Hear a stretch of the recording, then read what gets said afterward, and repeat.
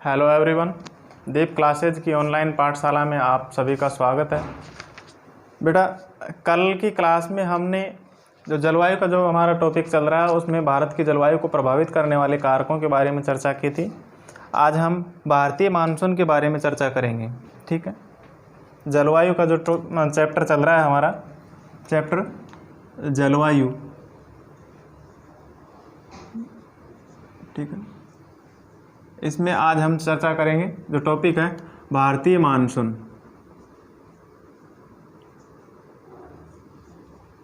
भारतीय मानसून।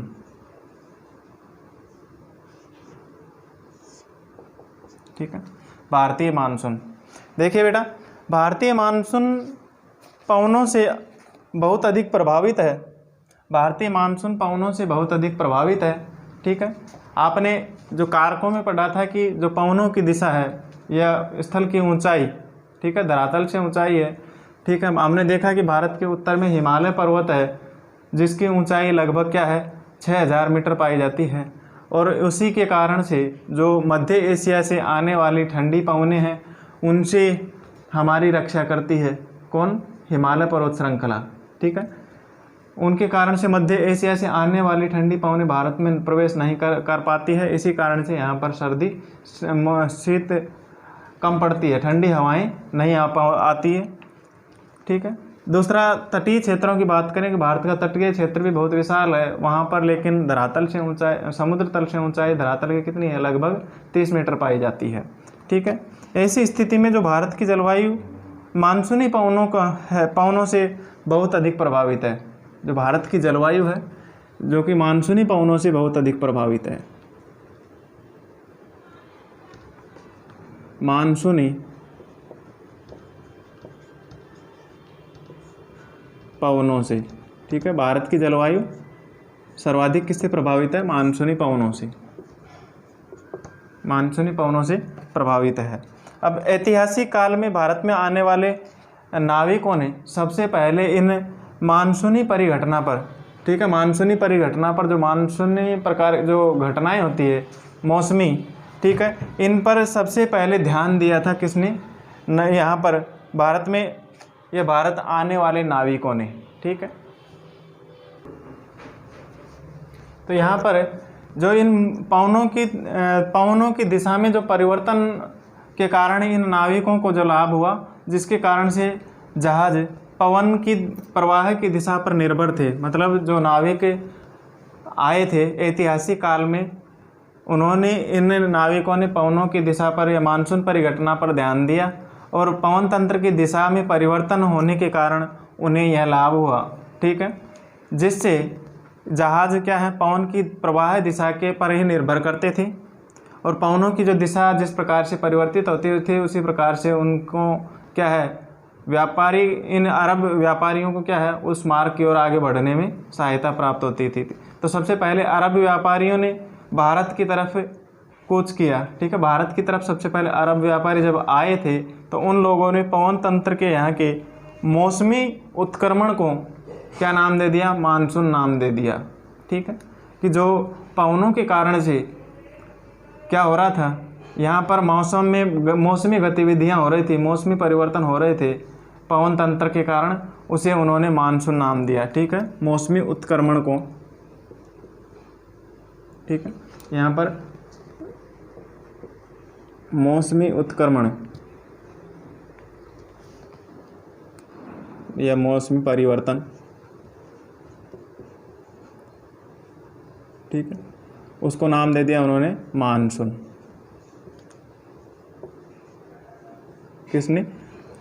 किसने नाम दिया? अरब वासियों ने।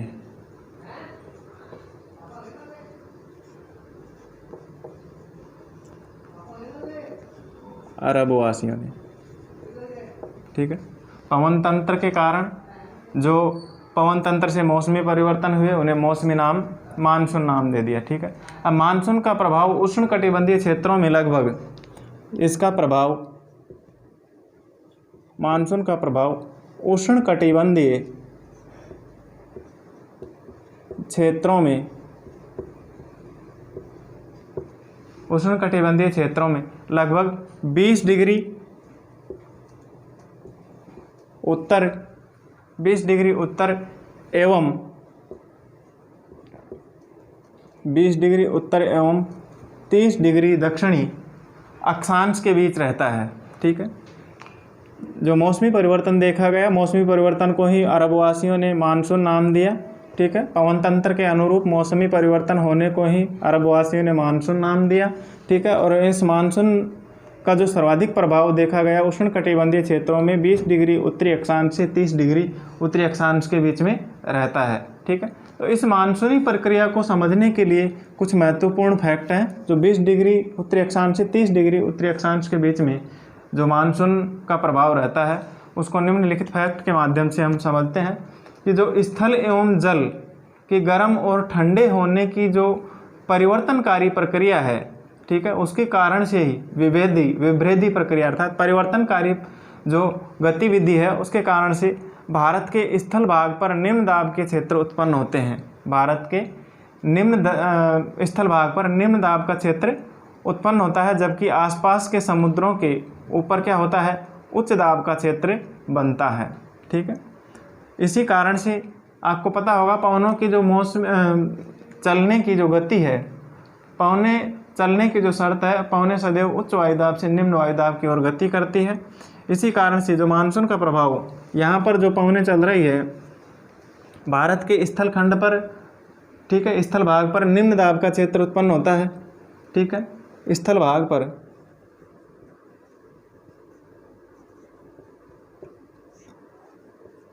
क्या हो जाता है, लो प्रेशर। ठीक है, निम्न दाब का क्षेत्र उत्पन्न होता है, जबकि इसके आसपास, ठीक है, तटीय क्षेत्रों पर या समुद्र के ऊपर, समुद्र में या फिर हिंद महासागर में बात करें, भारत के तो दक्षिण में हिंद महासागर है। ठीक है, तो वहाँ पर क्या हो जाता है, हाई प्रेशर क्रिएट होता है। ठीक है, हाई प्रेशर बनता है।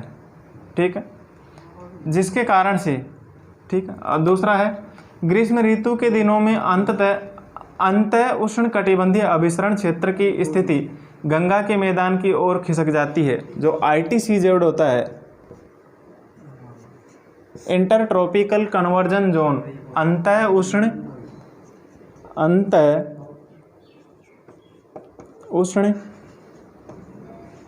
कटिबंधीय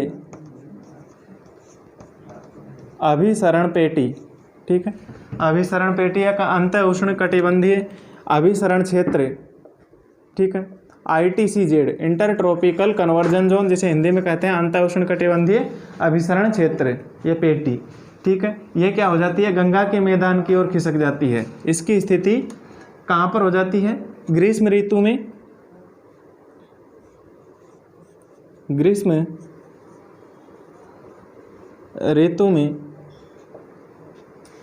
ऋतु में कहाँ हो जाती है इसकी स्थिति, गंगा के मैदान की ओर।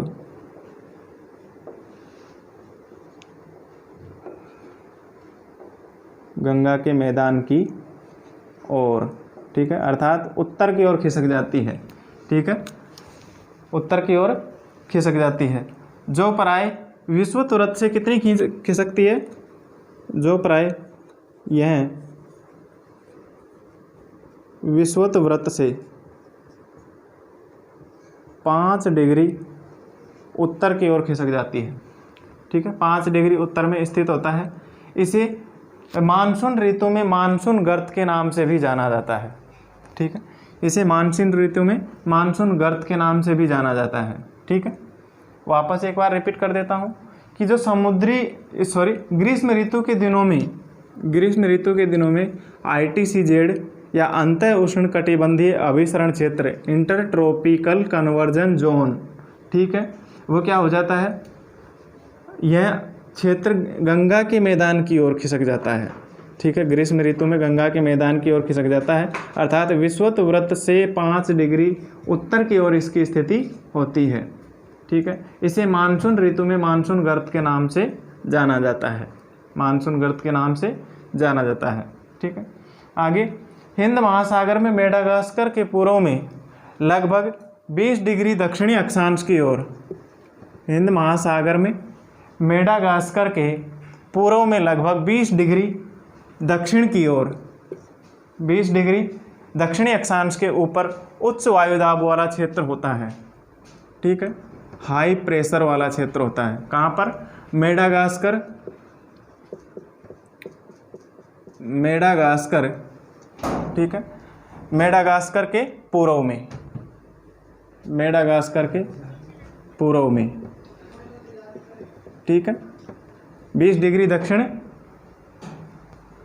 अक्षांश के उत्तर में उच्च वायुदाब वाला क्षेत्र होता है, ठीक है। इस उच्च दाब वाले क्षेत्र की स्थिति एवं तीव्रता भारतीय मानसून को प्रभावित करती है, ठीक है। इस उच्च दाब वाले क्षेत्र की स्थिति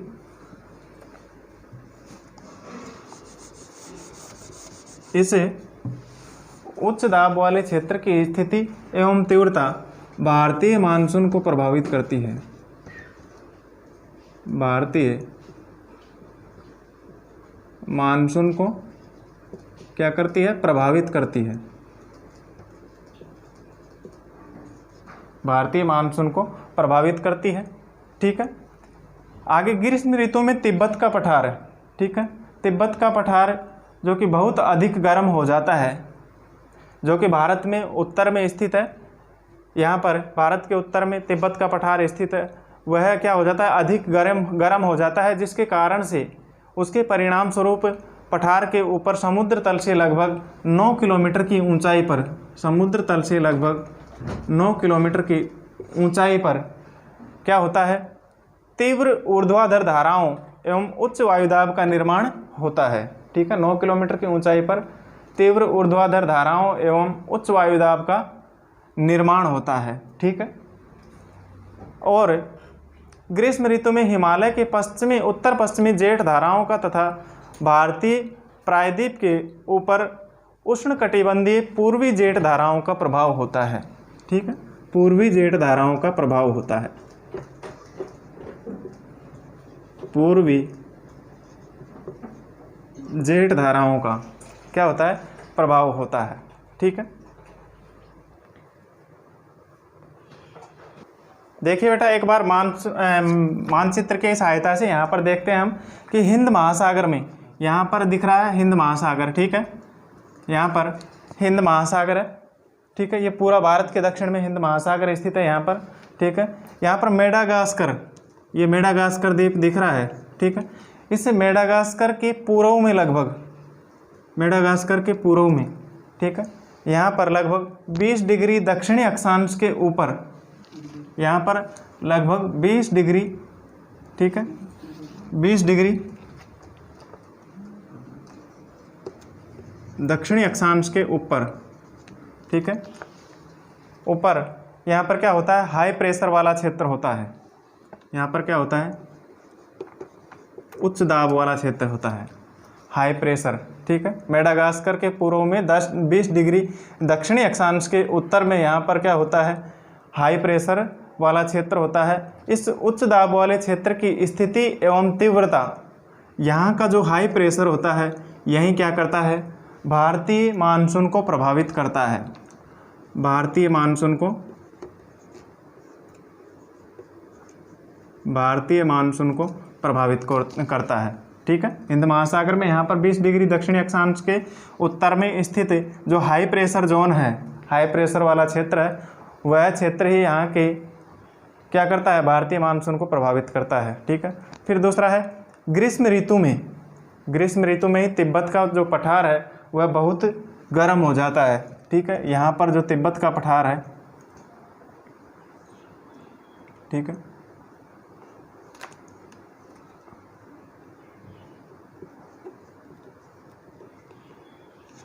तिब्बत का पठार,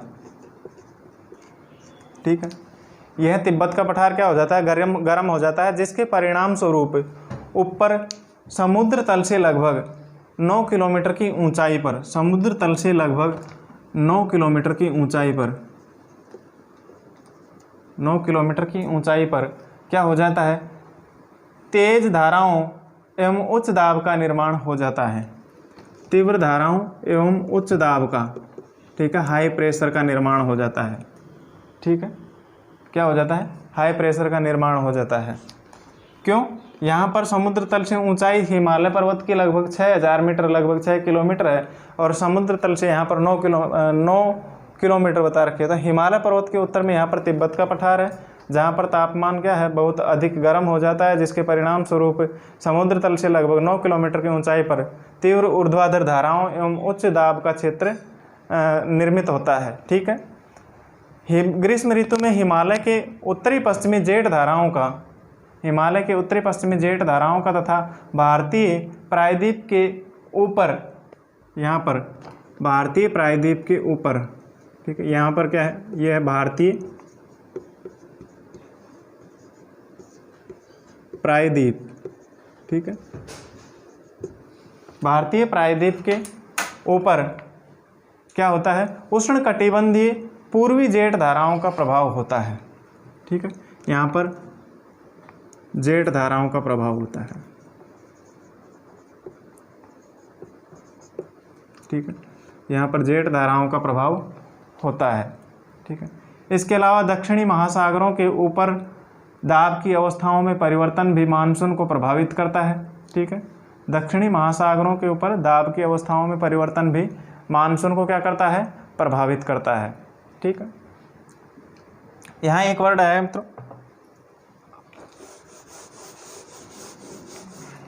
देखिए बेटा, अंत उष्णकटिबंधीय अभिसरण क्षेत्र, यही देख लेते हैं, अंत उष्णकटिबंधीय अभिसरण क्षेत्र, अभिसरण क्षेत्र ITCZ, जिन्हें इंग्लिश में बोलते हैं इंटर ट्रॉपिकल कन्वर्जन जोन। ठीक है, देखिए क्या है ये विषुवतीय अक्षांशों के विस्तृत गर्त है। विषुवतीय अक्षांश मतलब ये 0 डिग्री, यहाँ पर विषुवतीय अक्षांश है। ठीक है, 0 डिग्री विषुवत वृत्त है। ठीक है, इसके विषुवतीय अक्षांशों के विस्तृत गर्त एवं निम्न भाग का क्षेत्र होता है। ठीक है, यहाँ पर जो फैले हुए गर्त हैं, विषुवत रेखा के समीप जो गहरे गर्त हैं एवं निम्न दाब के जो क्षेत्र हैं, ठीक है, लो प्रेशर वाले जो क्षेत्र हैं होते हैं, यहीं पर उत्तर पूर्वी एवं दक्षिणी पूर्वी व्यापारिक पवनें आपस में मिलती है। ठीक है, यहाँ पर ही जो निम्न दाब वाले क्षेत्र, गहरे गर्त वाले क्षेत्र हैं, जो निम्न दाब वाले विस्तृत गर्त नुमा जो क्षेत्र है, ठीक है, और यहीं पर विषुवत वृत्त के आसपास ही उत्तरी पूर्वी एवं दक्षिणी पूर्वी क्या होती है, व्यापारिक पवनें आपस में मिलती है। कहाँ पर, विषुवत वृत्त पर उत्तरी पूर्वी और दक्षिणी पूर्वी व्यापारिक पवनें आपस में मिलती है। यह अभिसरण क्षेत्र विषुवत वृत्त के लगभग समानांतर होता है। ठीक है, अभिसरण क्षेत्र विषुवत वृत्त के लगभग क्या होता है, समानांतर होता है। ठीक है, इसके समानांतर होता है।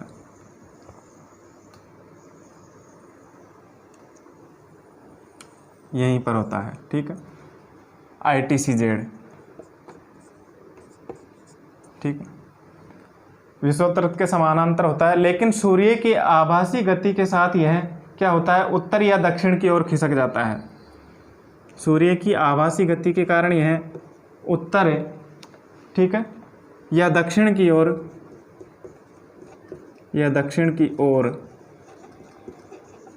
क्या हो जाता है, खिसक जाता है। ठीक है, खिसकता है। क्यों, टेम्परेचर से प्रभावित होता है। इंटर ट्रॉपिकल कन्वर्जन जोन, जो कि निम्न वायुदाब वाले गहरे गर्त हैं, ठीक है, जो कि यहाँ पर उत्तरी पूर्वी और दक्षिणी पूर्वी व्यापारिक पवनें आपस में मिलती है। कहाँ पर, विषुवत वृत्त के समीप।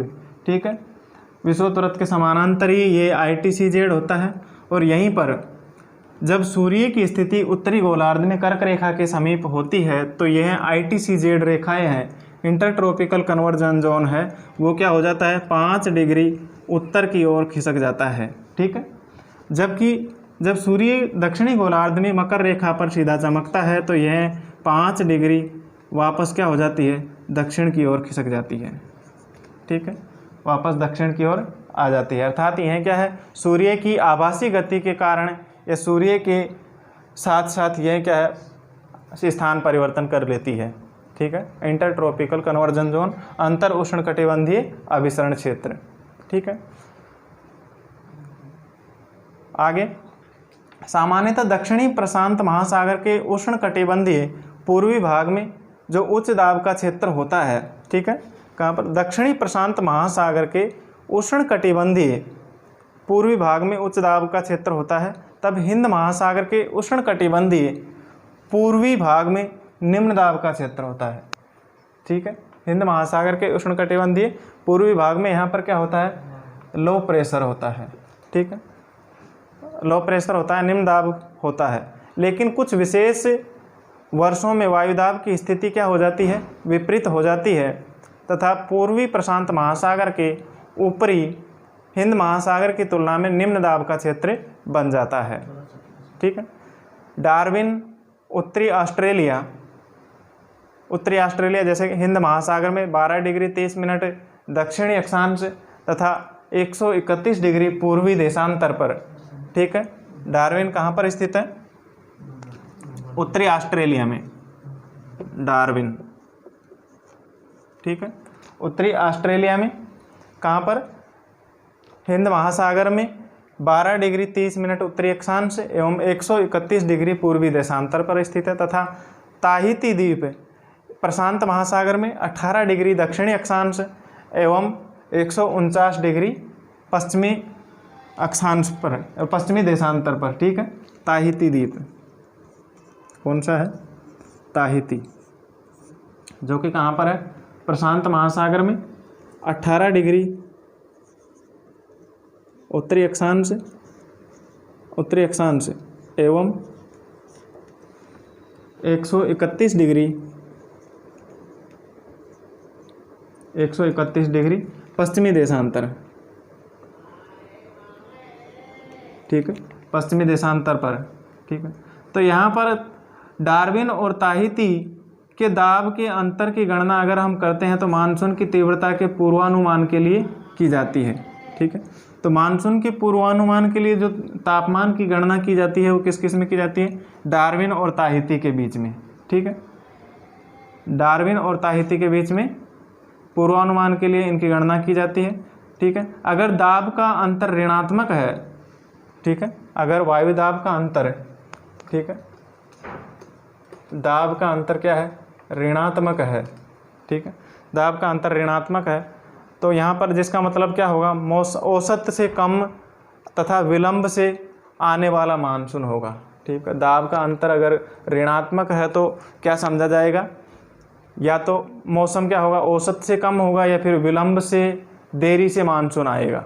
ठीक है, तापमान में या वायुदाब में क्या होगा, वापस रिपीट कर देता हूँ, वायुदाब का अंतर अगर ऋणात्मक है तो वहाँ पर मौसम या मानसून देरी से आएगा, या फिर क्या होगा, औसत से कम मानसून आएगा। ठीक है, एल नीनो दक्षिणी दोलन से जुड़ा हुआ एक ऐसा लक्षण है जो कि एक गर्म समुद्री जलधारा होती है। एल नीनो, आगे बेटा, एल नीनो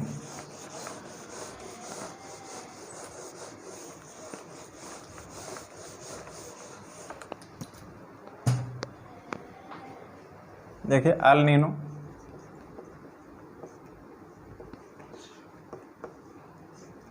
ठीक है, एक होती है ला नीनो। सबसे पहले बात करेंगे हम एल नीनो की। ठीक है, एल नीनो ये क्या है, दक्षिणी दोलन से जुड़ी हुई है।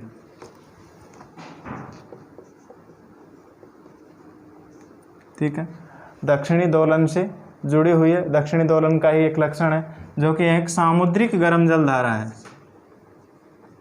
सामुद्री गर्म जलधारा है, गर्म जल धारा है। ठीक है, जो कहाँ पर चलती है, यहाँ पर। ठीक है, प्रशांत महासागर, दक्षिणी प्रशांत महासागर में चलने वाली गर्म जल धारा एल नीनो। ठीक है, पेरू के तट पर, जो कि पेरू या हम्बोल्ट की जल धारा है, यहाँ पर लगभग 4-5 वर्षों के अंतराल में एल नीनो, जो कि दक्षिणी दोलन के कारण यहाँ एक चलने वाली समुद्री गर्म जलधारा है। ठीक है, तो यहाँ पर जो पेरू के तट पर, वापस रिपीट कर देता हूँ कि प्रशांत महासागर में दक्षिणी अमेरिका महाद्वीप के पश्चिमी तट पर, जो दक्षिणी प्रशांत महासागर स्थित है, यहाँ पर दक्षिणी प्रशांत महासागर के पूर्वी तट पर तथा दक्षिण अमेरिका महाद्वीप के पश्चिमी तट पर जो पेरू की ठंडी जलधारा चलती है, उसके स्थान पर लगभग 4-5 वर्ष के अंतराल, या फिर लगाते हैं एवरेज 2 से 5 वर्ष के अंतराल पर क्या होती है, पेरू तट से होकर बहती है। कौन सी? अल नीनो धारा। ठीक है, पेरू तट से होकर बहती है तथा दाब की अवस्था में परिवर्तन का संबंध किससे है? इसी अल नीनो से। दाब की अवस्था में परिवर्तन का संबंध अल नीनो से है। ठीक है, इसलिए इस परिघटना को एनसो, इसलिए इस परिघटना को ENSO, एनसो, ठीक है, अल नीनो दक्षिणी दोलन कहा जाता है। ठीक है, दक्षिणी दोलन कहा जाता है। इसकी डेफिनेशन देख लेते हैं एक बार साधारण सी, कि पेरू ठंडी जलधारा के स्थान पर अस्थायी तौर पर जो गर्म जलधारा का विकास होता है उसे एल नीनो नाम दिया गया है, एल नीनो धारा कहा जाता है। वापस रिपीट कर देता हूँ कि दक्षिणी अमेरिका महाद्वीप के पश्चिमी तट पर चलने वाली पेरू ठंडी जलधारा के स्थान पर अस्थायी रूप से चलने वाली गर्म जलधारा का विकास या गर्म जलधारा क्या कहलाती है? एल नीनो कहलाती है। ठीक है, यह एल नीनो एक स्पेनिश भाषा का शब्द है। एल नीनो क्या है? स्पेनिश भाषा का शब्द है, स्पेनिश शब्द है। ठीक है, जिसका अर्थ होता है बच्चा। इसका अर्थ क्या होता है? बच्चा। एल नीनो का अर्थ क्या होता है? यह स्पेनिश भाषा का शब्द है, इसका अर्थ होता है बच्चा, जो कि बेबी क्राइस्ट को व्यक्त करता है। किसको व्यक्त करता है? बेबी क्राइस्ट को। बेबी क्राइस्ट, बेबी क्राइस्ट को व्यक्त करता है, क्योंकि यह धारा क्रिसमस के समय बहना शुरू होती है। बेबी क्राइस्ट की यह धारा कब शुरू होती है? क्रिसमस के समय। क्रिसमस के त्यौहार के समय बहना शुरू होती है। अब ये कब आता है? 25 दिसंबर को। ठीक है, तो दिसंबर महीने में ये बहना शुरू होती है। ठीक है, एल नीनो की उपस्थिति समुद्र की सतह के तापमान को क्या कर देती है? यह एल नीनो की उपस्थिति समुद्र के सतह के तापमान को क्या कर देती है? बढ़ा देती है। तापमान में, टेम्परेचर में क्या कर देती है? वृद्धि कर देती है, तापमान को बढ़ा देती है। ठीक है, टेम्परेचर को प्लस कर देती है। ठीक है, तथा उस क्षेत्र की व्यापारिक पवनों को क्या कर देती है? कमजोर कर देती है। उस क्षेत्र की व्यापारिक पवनों को कमजोर कर देती है। ठीक है, कौन सी पवनें? El Nino. ठीक है, एक बार वापस रिपीट कर देता हूँ। एल नीनो, जो कि इसकी डेफिनेशन है कि दक्षिणी अमेरिका महाद्वीप के पश्चिमी तट पर चलने वाली पेरू की जो ठंडी जलधारा है उसके स्थान पर 2 से 5 वर्ष के अंतराल पर अस्थायी तौर से चलने वाली गर्म जलधारा को एल नीनो जलधारा के नाम से जाना जाता है। एल नीनो का स्पेनिश भाषा का शब्द है, जिसका शाब्दिक अर्थ होता है बच्चा। ठीक है, जो क्राइस्ट, बेबी क्राइस्ट को क्या करता है? व्यक्त करता है। बेबी क्राइस्ट यह क्या है? क्रिसमस के समय बहना शुरू होती है। ठीक है, अब क्रिसमस कब आता है? दिसंबर महीने में, 25 दिसंबर को आता है, उस समय यह बहना शुरू होती है। ठीक है, जो कि क्या कर देती है? समुद्र की सतह के तापमान को क्या कर देती है? बढ़ा देती है। ठीक है, समुद्र की सतह के तापमान को बढ़ा देती है, जिसके कारण से उस क्षेत्र में जो व्यापारिक पवनें चलती है वो क्या हो जाती है? कमज़ोर हो जाती है। ठीक है, यह है एल नीनो पवनों का प्रभाव। ठीक है बेटा, आगे अगला हम भारत मानसून का आगमन और प्रतिगमन किस प्रकार से होता है। ठीक है, और भारत की प्रमुख भारतीय मानसून की जो मौसमी ऋतुएं हैं उनके बारे में हम कल की क्लास में डिस्कस करेंगे। आज की क्लास हम यहीं पर समाप्त करते हैं। धन्यवाद।